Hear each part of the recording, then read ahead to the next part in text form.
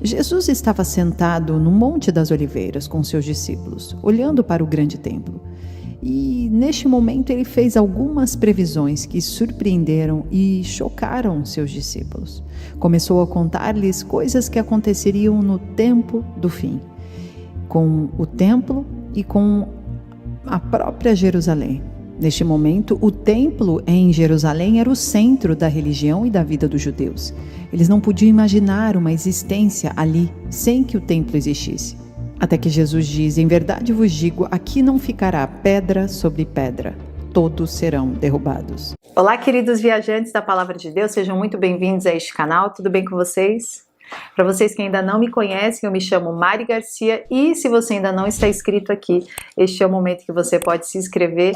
Ativa o sininho aqui embaixo para o YouTube te avisar toda vez que eu postar um vídeo novo por aqui. Jesus estava dizendo que edifícios e instituições religiosas não impressionam a Deus e que eles não deveriam colocar sua esperança no futuro do sistema religioso organizado. Ele lhes disse claramente que seu sistema religioso seria totalmente destruído. Já havia acontecido uma vez antes, em 586 a.C., quando os babilônios saquearam Jerusalém, destruindo o templo. Jesus estava dizendo que aconteceria novamente. E aconteceu. Cerca de 40 anos depois que Jesus falou essas palavras, em 70 depois de Cristo, os exércitos romanos, sob o governo de Tito, saquearam Jerusalém e destruíram o templo, colocando fim a todo o sistema religioso. Muitos não imaginavam que ressoaria na destruição de todos os sistemas religiosos organizados pelo Anticristo, no final dos tempos. Além disso, observe que os cristãos são chamados de pedras vivas na Bíblia. O Senhor Jesus está se referindo também ao fato de que, com o império do Anticristo, não ficaria pedra sobre pedra, mas todos seriam derrubados, apontando para a igreja fiel no final de todos os tempos. O templo, é claro, era uma representação do próprio Senhor Jesus, o verdadeiro templo de Deus, que seria morto e ressuscitado. Como ele mesmo disse: destrua esse templo e eu o levantarei novamente em 3 dias, apontando que se referia ao seu próprio corpo. Também no Novo Testamento, todos os verdadeiros cristãos são chamados de corpo de Cristo e são pedras vivas que compõem o templo vivo de Deus.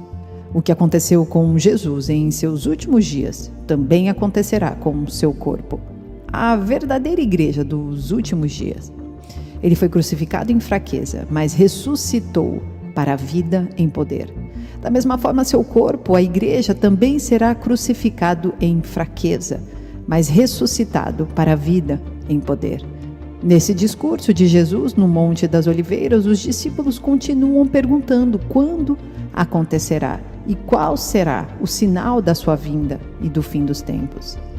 São 3 perguntas. Quando o templo será destruído? Qual será o sinal da sua vinda? E quais serão os sinais dos fins dos tempos? A primeira pergunta que Jesus responde é: quais serão os sinais da sua vinda? Então ele passa a listar sinais específicos que apontam para a sua vinda. Embora esses sinais sempre tenham existido, eles aumentam em frequência e intensidade à medida que chega o fim. E o primeiro sinal foi: cuidado para que ninguém vos engane. Decepção espiritual. Muitos virão em meu nome alegando: eu sou o Cristo, enganando a muitos. E nós podemos ver este sinal refletido em tratados de paz mentirosos, falsos profetas, falsos mestres, apostasia, doutrinas de demônios. Tudo isso aumentando na velocidade da luz. O segundo sinal: guerras, fomes, terremotos e doenças. Será que estamos à beira de uma terceira GM? Será que as guerras, os rumores de guerras não têm aumentado? As etnias não têm ficado uma contra as outras? Uma agenda maligna não está em andamento para que o caos seja instalado e uma paz ilusória apareça? Terceiro sinal: a perseguição global de cristãos fiéis. Então você será entregue para ser perseguido e morto. E você será odiado por todas as nações por minha causa. Acho que isso sempre existiu, mas hoje nós enxergamos que em alguns países a censura tem crescido de maneira absurda. E é claro que ainda não fica tão escancarado em todos os lugares que é perseguição exatamente contra cristãos, mas por debaixo das entrelinhas nós conseguimos notar que a censura está atrás de princípios judaicos cristãos, está atrás de doutrinar as crianças para o mundo do maligno. Ideologias malignas e tudo que vá contra a Bíblia Sagrada. Então, sim, isso já está acontecendo em alguns países em maior escala, em outros está apenas começando, como no Brasil. Mas já podemos sentir essa censura em crescimento total contra os cristãos.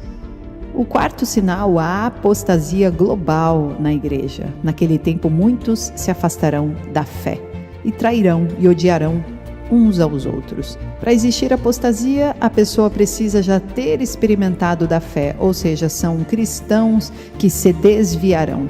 Pessoas dentro da própria igreja, negando a própria fé, traindo e odiando uns aos outros, preferindo estar ao lado do mundo e distante de Deus, preferindo porventura agradar ao mundo do que agradar ao próprio Pai. O amor esfriando, irmãos contra irmãos. Isso sempre existiu, é claro, mas hoje podemos perceber um aumento desenfreado da apostasia no mundo todo. E quanto às outras duas perguntas que os apóstolos fizeram a Jesus: qual será o sinal da sua vinda? Quando o templo será destruído? Mateus 24, versículo 14: este evangelho do reino será pregado em todo o mundo, em testemunho a todas as nações. E então virá o fim. O último grande sinal que marcará o fim dos tempos será a proclamação mundial do Evangelho do Reino em todas as nações. O Senhor Jesus não pode voltar até que este trabalho seja feito. Deus, em sua presciência, sabe quando será completado. E o dia do retorno de Jesus está fixado na eternidade. No entanto, no tempo na terra é variável, pois nenhum homem sabe o dia ou a hora da segunda vinda de Jesus. No entanto, a vinda de Jesus será adiada, enquanto a igreja não fizer o que ele mesmo nos ordenou. Lembre-se de que o Senhor Jesus disse: trabalhe enquanto é dia, pois vem a noite em que ninguém poderá trabalhar. A noite é a metáfora para a grande tribulação. E, quando usada neste contexto, nos ensina algo sobre as condições que estarão prevalecendo durante o reinado do Anticristo. O Evangelho do Reino inclui o ensino da segunda vinda de Cristo para estabelecer o reino visível de Deus na terra, quando o Senhor Jesus reinará sobre as nações com sua vara de ferro. Daniel 7,18: mas os santos do Altíssimo receberão o reino e o possuirão para sempre. Sim, para todo o sempre. Versículo 26: mas o tribunal o julgará e o seu poder lhe será tirado e totalmente destruído para sempre. Então a soberania, o poder e a grandeza dos reinos que há debaixo de todo o céu serão entregues nas mãos dos santos, o povo do Altíssimo. O reino dele será um reino eterno, e todos os governantes o adorarão e lhe obedecerão. Esse é o fim da visão. Eu, Daniel, fiquei aterrorizado por causa dos meus pensamentos e meu rosto empalideceu, mas guardei essas coisas comigo. Os santos herdarão o reino de Deus, mas não antes do tempo da grande tribulação. Mas durante o tempo em que o anticristo governar, os 3 anos e meio finais da última semana de Daniel, será impossível pregar o evangelho da maneira que fazemos agora. O evangelho do reino será pregado ainda, mas a proclamação aberta será considerada um crime sujeito à punição, prisão e morte. Acredito eu que o anticristo está completamente ligado à liderança governamental. Por isso, ele terá todo o sistema trabalhando em seu favor para censurar toda a cristandade do mundo inteiro. Foi isso que aconteceu no antigo Império Romano e acontecerá novamente no último império das bestas, pouco antes do Senhor Jesus voltar. As 2 testemunhas trarão todo tipo de pregação no início da última semana de Daniel. os 3 anos e meios iniciais, mas serão mortas, e os 3 anos e meios finais, elas não mais poderão pregar como antes. E o último grande sinal antes do retorno de Jesus será a pregação mundial do Evangelho do Reino em todas as nações. Etnias, isto é, diferentes nacionalidades dentro das nações. Os verdadeiros crentes têm um propósito de proclamação do Evangelho do Reino. Jesus nos deu esta ordem antes de subir aos céus. Então, o Evangelho do Reino não é apenas o Evangelho, embora também seja isso, mas é o Evangelho que inclui o ensino da segunda vinda de Cristo e o estabelecimento do seu reino milenar na terra. Tanto o profeta Joel quanto os apóstolos Pedro e João escreveram sobre esta última colheita de almas no fim dos tempos, no dia de Pentecostes.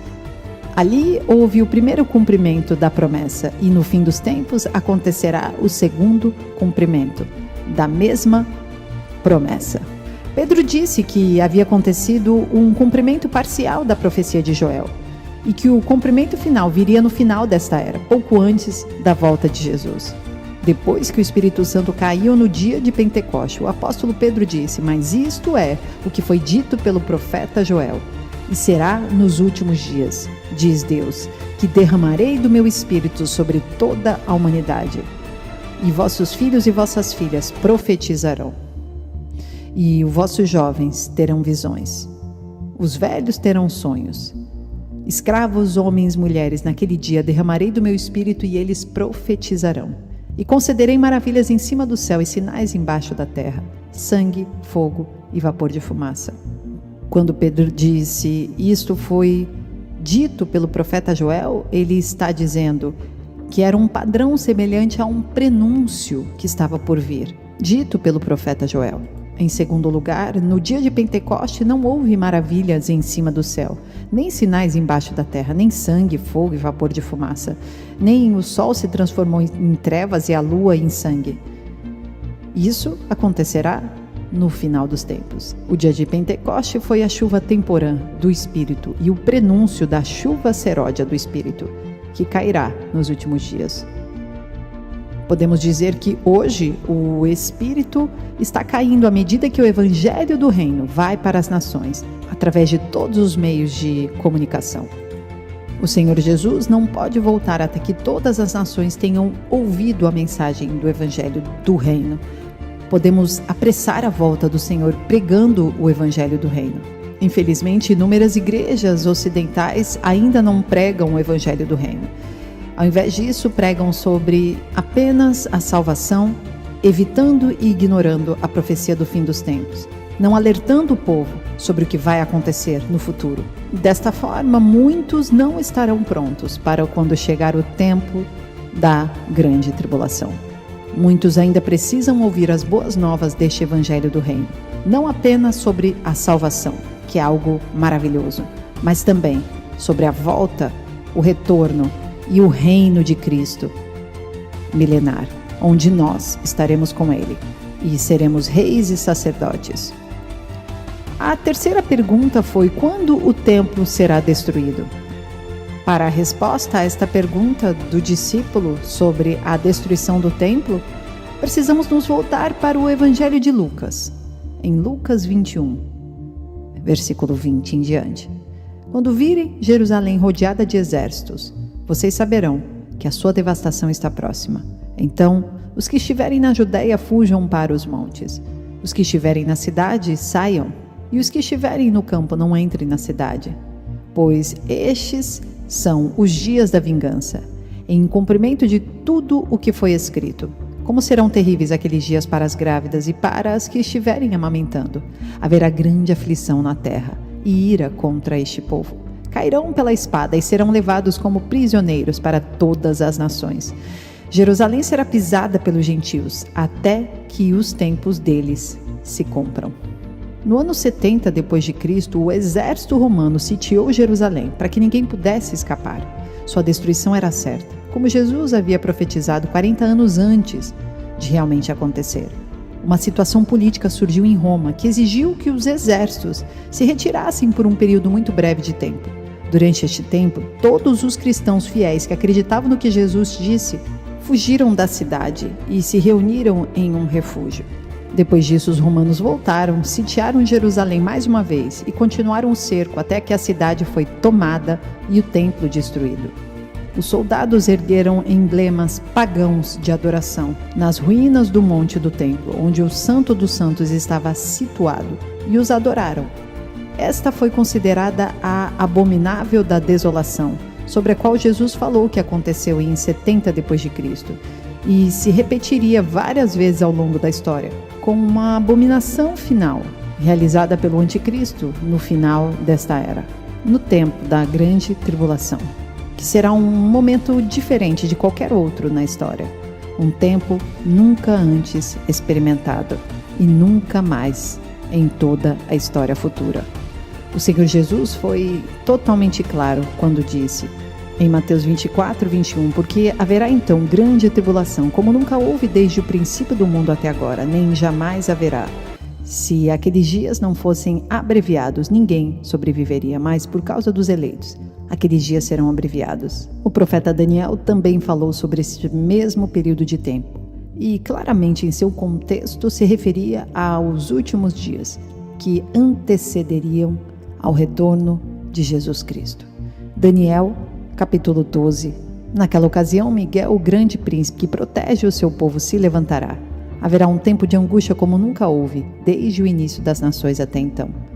Mas naquela ocasião, o seu povo, todo aquele cujo nome está escrito no livro, será liberto. Multidões que dormem no pó da terra acordarão, uns para a vida eterna, outros para a vergonha, para o desprezo eterno. Aqueles que são sábios reluzirão como o fulgor do céu, e aqueles que conduzem muitos à justiça serão como as estrelas para todo sempre. Mas você, Daniel, feche com um selo as palavras do livro até o tempo do fim. Oremos. Obrigada por esta palavra, Senhor. Se conosco neste tempo que antecede a volta de Jesus.